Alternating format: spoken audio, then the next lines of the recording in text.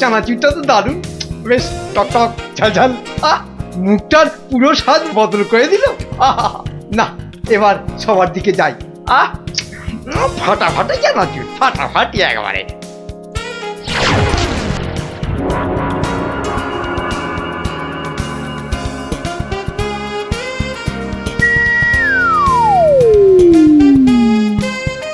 কি মন্ত্রী, তুমি কোথায় হাওয়া খাচ্ছিলে এতক্ষণ? না না, মানে মহারাজ ওই ওই বাগানে একটু মানে কিন্তু তোমার মুখে ওসব কি যেন লেগে রয়েছে। চানাচুর মনে হচ্ছে। বাবা, কি যেন গেল আমার পায়ের উপর দিয়ে। ইঁদুর, ইঁদুর ঢুকিয়াছে, ইঁদুর। ও ইঁদুর, বাঁচাও ইঁদুর। ওই তো ইঁদুরটা, ওই তো ইঁদুরটা। আরে না চেঁচিয়ে ধরো না বেটাকে। আমার ফলের উপর লাফ দিল।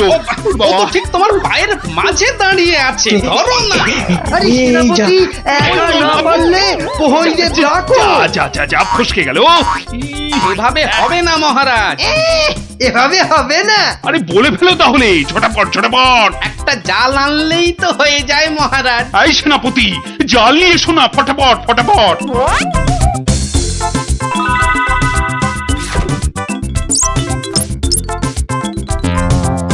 তাহলে দেখলেন তো মহারাজ, বুদ্ধি না খাটালে কোনো কাজই হয় না। আবার বড় বড় বকনি ঝাড়ছো। যদি তুমি এই রাজসভায় না থাকতে না, দেখতাম তুমি তোমার ওই পেট মোটা বুদ্ধির জোরে কতদূর কি করতে পারতে।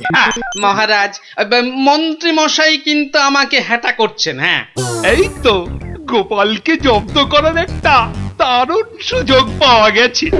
এটা নাকি তুমি ভয় পাচ্ছ গোপাল?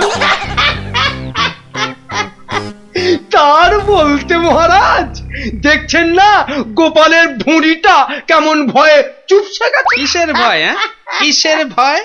বুদ্ধি থাকলে মহারাজের রাজসভা আর হাটে বাজারের ময়দান সব এই গোপালের কাছে সমান। তাই নাকি? দেখছেন মহারাজ, দেখছেন গোপাল কিভাবে আপনাকে অপমান করছে। ও, তাহলে তো তোমার বুদ্ধির দৌড় দেখতেই হয়। হ্যাঁ, তাহলে বলুন কিভাবে আমি আমার বুদ্ধির দৌড় দেখাবো? বেশ, তাহলে আমি তোমার সব সম্পত্তি কেড়ে নিলাম এই মুহূর্তে। আয়, কে আছিস? এক্ষুনি গোপালের বাড়ি যা, গিয়ে টাকা পয়সা সোনা দানা যা আছে সব নিয়ে আয়। সে কি? আর এই অবস্থায় তোমার যা সম্পত্তি ছিল, এই ধরো গিয়ে 10,000, তার দ্বিগুণ করে আমার কাছে নিয়ে আসবে, ঠিক 1 মাসের মধ্যে। 1 মাসটা একটু কম হয়ে গেল না মহারাজ? যতই বেশি সময় নাও, এ কম্য তোমার নয় গোপাল। বেশ, দেখাই যাক। তা মহারাজ, ওই আমার তো এখন টাকা পয়সা কিছুই নেই, তাই বলছিলাম যে ওই ইঁদুরটাকে কি পাওয়া যাবে? হ্যাঁ, ইঁদুর বিড়াল যা পাবে সব নাও।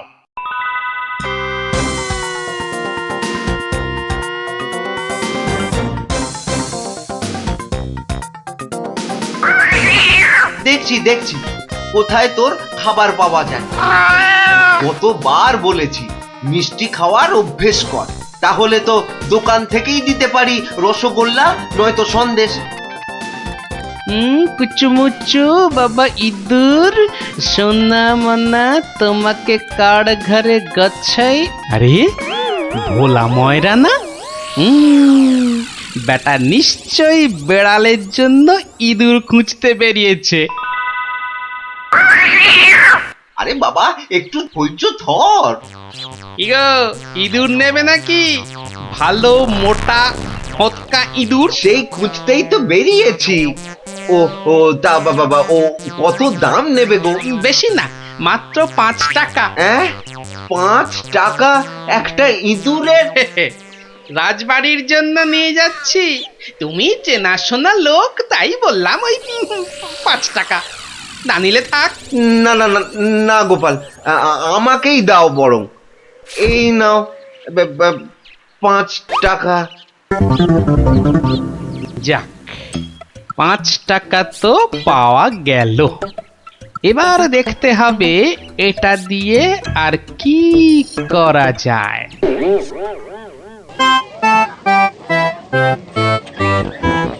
জল আছে, জল, সুন্দর খাবার জল, সঙ্গে আবার গুড়। এসো, খেয়ে যাও, খেয়ে যাও। এই দেখো খাবার জল।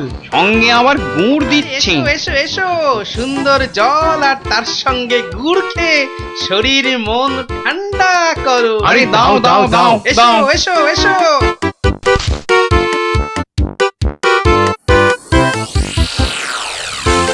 খাও খাও খাও, গুড় জল খাও। কোনো পয়সা লাগবে না, শুধু একটু ফুল দিলেই হবে। আমার বাকি যা ফুল আছে নাও। আমারগুলো নাও।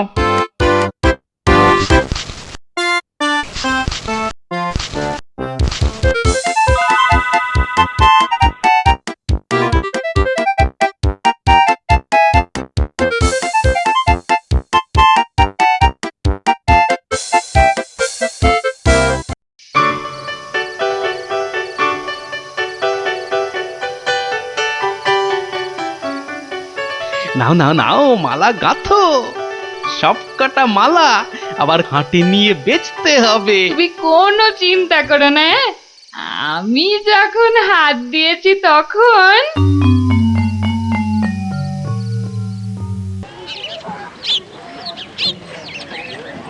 মালা আছে, মালা মাত্র 2 টাকায় বড় বড় রজনীর মালা। ও বাবা, আসুন ওই টেকুটার আসুন। কাছে এত সস্তা গাঁদার মালা। মাত্র যাই তো। 1 টাকা। আসুন আসুন। আরে আমাকে দাও, আরে, আমাকে দাও, আরে, আমাকে দাও। আমাকে দাও না, আমাকে একটা দাও না, আমাকে দাও। আরে আবার আমাকে দাও, আমাকে দাও।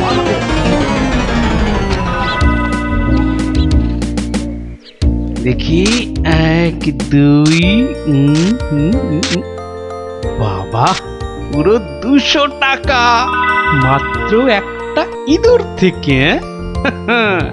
ভালোই হচ্ছে, তবে আরেকটু ভালো করে ব্যবসাটা করতে হবে।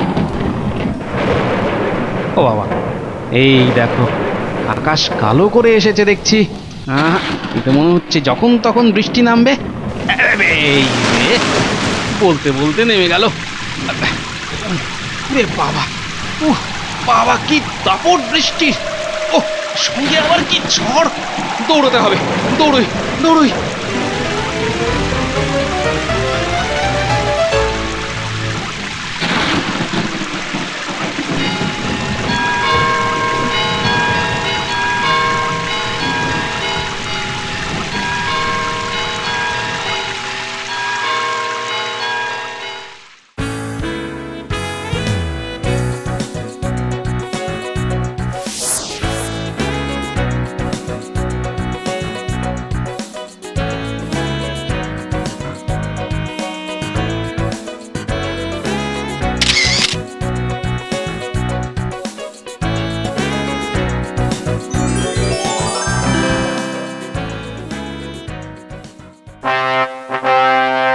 কি মন্ত্রী, গোপালের খবর কি?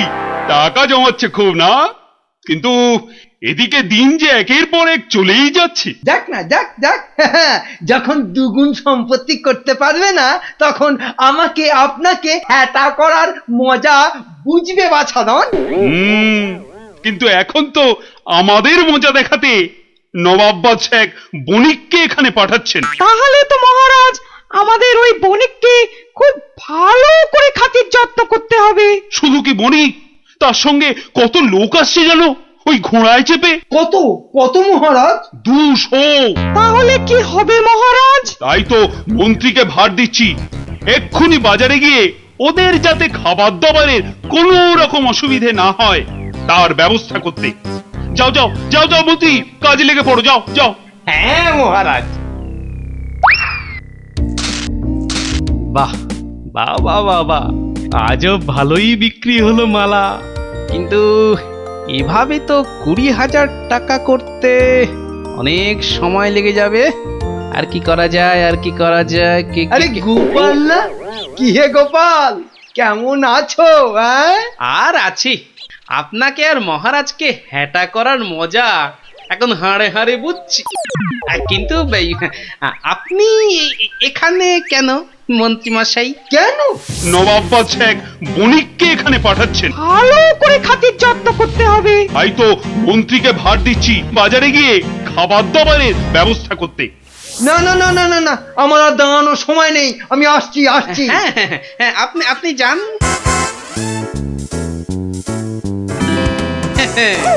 200 ঘোড়া আসবে, মানে ঘোড়ার জন্য ঘাসও লাগবে। পেয়েছি পেয়েছি, এক দানেই 20,000 টাকা করার ফন্দি পেয়েছি।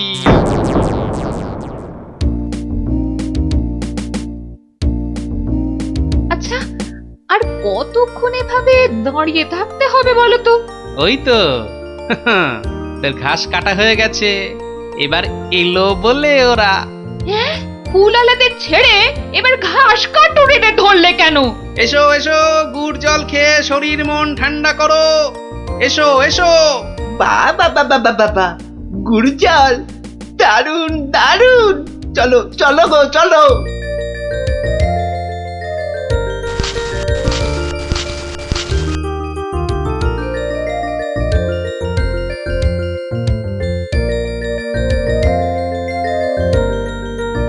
কিন্তু তুমি ওদের কাছ থেকে তো জল আর গুড়ের জন্য কিছুই নিলে না।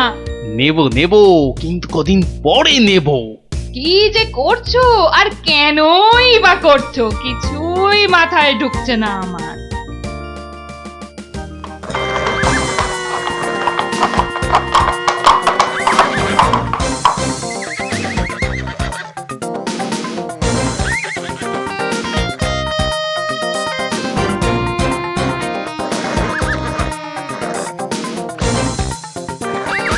ওই তো এসে গেছে বণিক।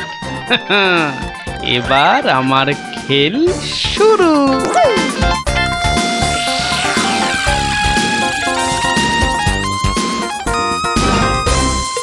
মহারাজ মহারাজ, নবাবের নবাবের পাঠানো সেই বণিক আর তার দলবল এসে পড়েছে মহারাজ, এসে পড়েছে। তো আমার কাছে না এসে যাও, আগে রান্নাঘরে যাও। আরে দেখো খাবার দাবার তৈরি হলো কিনা। কদিন তো গুড় জল খাওয়ালাম, তো আজ আমি তোমাদের একটা আবদার করব। বলো বলো। আজ তোমাদের কাটা ঘাস আমি নেব, আর কাল থেকে 2 দিন তোমরা ঘাস কেউ কাটবেও না, আবার বিক্রিও করবে না। কি বুঝলে তো? বেশ, তুমি বলছো যখন তাই হবে।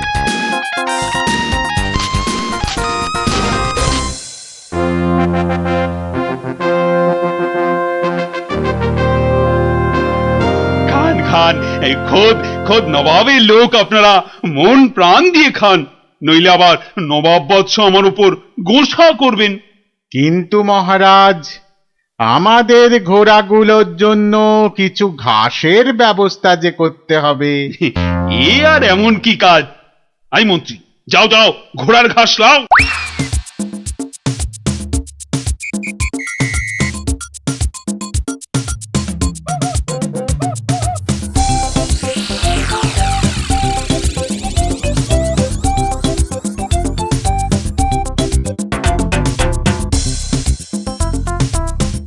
কি রে বাবা, বাকি ঘাস কাটুরেরা গেল কোথায়? হ্যাঁ, ওরা সবাই কাজে ছুটি নিয়েছে মন্ত্রী মশাই। মানে আজ ঘাস বিক্রি করব শুধু আমি। ও, তা দাও দাও, তোমার সব ঘাস দিয়ে দাও তো, বণিকদের ঘোড়াদের খাবার। নিন না, নিন নিন নিন, দাম হলো গিয়ে মাত্র 1 লক্ষ টাকা। লক্ষ টাকা? তোমার মনে হচ্ছে পেট গরম হয়েছে টেকো ঘাসুরে। মন্ত্রী মশাই, পেট আমার বিলকুল ঠান্ডাই আছে, ধরে দেখতে পারেন। এটা ওই যে বললাম, 1 লক্ষ টাকার 1 পয়সা কমে এই ঘাস আপনি পাবেন না। কি? তোমার এত বড় সাহস? তুমি জানো এই ঘাস আমি নিতে এসেছি খোদ মহারাজের আদেশে। সে আপনি মহারাজ বা নবাব যার ভয় দেখান না কেন, এই ঘাস তো আমারই। তাই এই ঘাস আমি ওই 1 লক্ষ টাকার কমে কিছুতেই বিক্রি করব না, ব্যাস। এ তো মহাদেবও একগুয়ে ঘাসুরে। হ্যাঁ, এখন এখন কি যে করি না, মহারাজের কাছেই যাই আবার।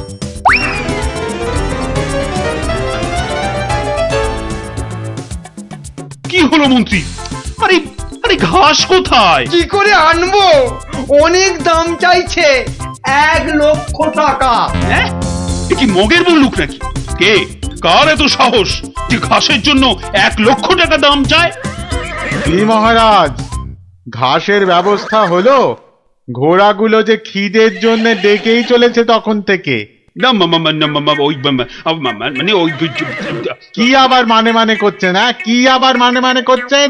সামান্য ঘাস জোগাড় করতেই সকাল গড়িয়ে দুপুর গড়িয়ে বিকেল হতে চললো, তবুও ঘাসের দেখা নেই। না না না, আমার দেখছি নবাবের কাছে নালিশ করতেই হচ্ছে। আরেকটু অপেক্ষা বণিক মশাই, মানে আমি নিজেই ব্যবস্থা করছি। আই চলো মন্ত্রী, যদি কোনো কাজটা তোমাকে দিয়ে হয়, সত্যি চলো চলো।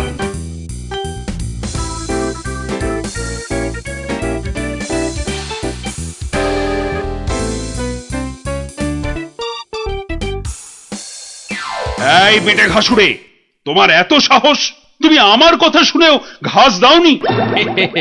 দেব না তো বলিনি, বলেছি 1,00,000 টাকা দাম দিলে দেব। এই ঘাসুরে, তোমার সব ঘাস আমি কেড়ে নেব। নিন মহারাজ নিন। তাহলে জানবো মহারাজ কৃষ্ণচন্দ্র শুধু নিতেই জানেন, দিতে নয়। ও হরি, এ যে আবার সেন্টুতে মারছে। না না না, তাহলে তুমিই বলো ঠিকঠাক কত হলে মানে দিতে পারবে? হয়তো এবার পথে এসে গেছেন, তা কম টম করে ওই 50,000 মতন দেবেন। না না, অত পারবো না বাবা ঘাসুরে। বেশ, আপনি মহারাজ হয়ে এত যখন বলছেন তখন ওই ঠিক আছে 30,000ই দেবেন। এইটুকু ঘাসের জন্য 30,000? হ্যাঁ, আরে হাঁ করে দাঁড়িয়ে থেকো না মন্ত্রী, মশা ঢুকে যাবে। আরে দাও দাও, 30,000 টাকা দাও ওকে, আর ঘাসগুলো কাঁধে করে নিয়ে চলো। মহারাজ, ওই টাকা আপনার কাছেই থাক। কেন কেন আমার কাছে থাকবে কেন? আপনি চেয়েছিলেন 2 গুণ, আর আমি করলাম 3 গুণ, মানে 30,000। মানে তুমি গোপাল? তাহলে প্রমাণ হলো তো যে বুদ্ধি থাকলে সেটা মহারাজের রাজসভাই হোক আর এই হাটে বাজারের ময়দানি হোক, গোপালের কেরামতি সব জায়গাতেই খাটে। হ্যাঁ,